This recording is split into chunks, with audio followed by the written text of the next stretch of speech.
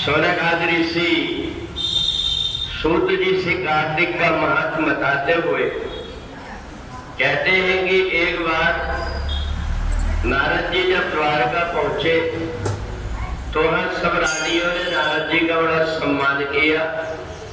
उस समय सब रानियां पटरानियां बैठी हुई थी। नारद जी से पूछा कि ये बताइए कि मनुष्य भगवान की भक्ति के लिए, परमात्मा के दर्शन के लिए तरसते रहते हैं। हमने ऐसा कौन सा पुण्य किया है जिससे कि परमात्मा का हमें सानिध्य प्राप्त हुआ।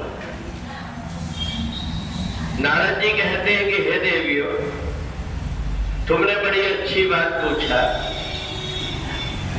कि सत्यभामा को लेकर सुंदर स्वरूप प्राप्त हुआ है। इसके पीछे कारण ये है कि ये पहले जन्म में एक ब्राह्मण की बेटी थी। थोड़े दिन में ही इनके पति की बीमारी के कारण मौत हो गई। ये बड़ी परेशान होकर के दुखी रहने लगी और उस समय पर किसी ने बताया कि तुम कार्तिक का पूजन करो। भगवान नारायण का इन्होंने पूजन किया।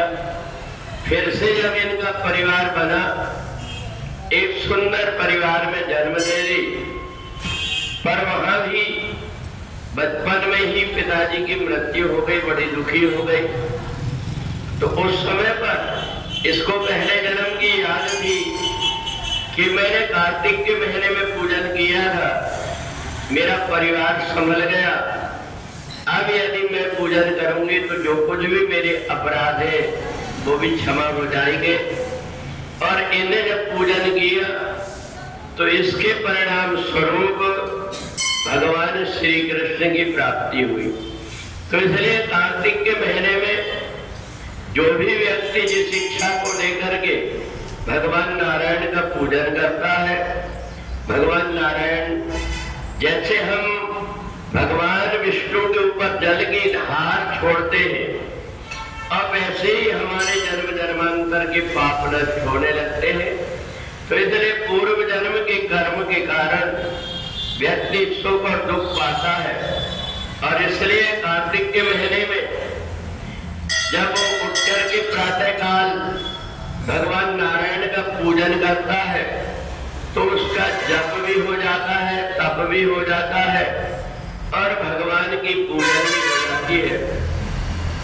तो इसलिए कार्तिक के महीने में प्रातः काल सूर्य उदय के पहले उठने का महत्व है। और जो कार्तिक के महीने में भगवान को दीपदान करता है, तुलसी को जल चढ़ाता है, फिर दोबारा उसको कभी इधर उधर संसार में भटकना नहीं पड़ता। जहां जहां भी जन्म लेता है उसे परमात्मा की भक्ति स्वतः ही प्राप्त हो जाती है। बोलिए सच्चिदानंद भगवान की जय।